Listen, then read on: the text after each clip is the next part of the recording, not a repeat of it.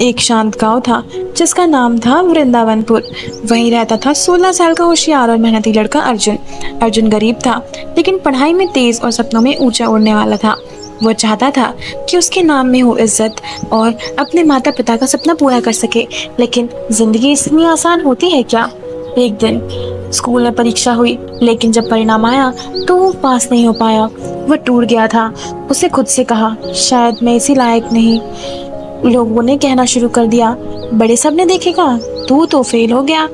उस अपने दोस्तों से मुंह मोड़ लिया और पिता भी नाराज होकर कहे, अब खेत में काम करना सीख ले। अर्जुन ने किताब के कोने में रख दी और मन में बना लिया कि अब कुछ नहीं करना है। दुखी होकर अर्जुन गांव के पास वाले जंगल की ओर निकल गया। वो चाहता था शांति या शायद खुद से दूर रहना। घंटों चलने के बाद एक पहाड़ी के नीचे उसे एक छोटी सी झोपड़ी दिखी। वहां बैठे थे साधु बाबा, सफेद दाढ़ी, तेज आंखें और चेहरा शांत जैसे नदी का पानी।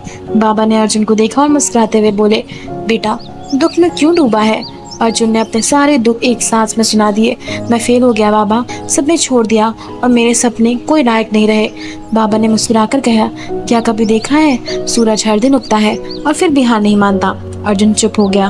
बाबा बोले, जिसे तुम हार समझ रहे हो वो तो केवल एक मोड़ है, आखिरी पड़ाव नहीं। बाबा ने उसे अपने पास बुलाया और कहानी सुनाई।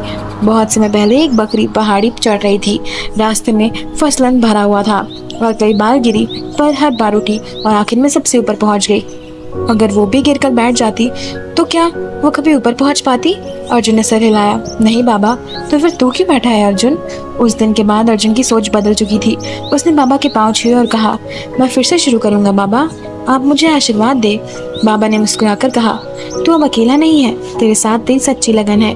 अर्जुन वापस लौटा। वही किताबें, वही टूटी मैसेज और वही आत्मविश्वास।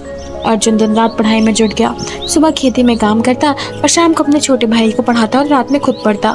बिजली की कमी थी तो वो दीपक की रोशनी में घंटों बैठे रहा था और वह जानता नहीं था कि अगली परीक्षा कैसी होगी, लेकिन अब वो हार नहीं मानने वाला था।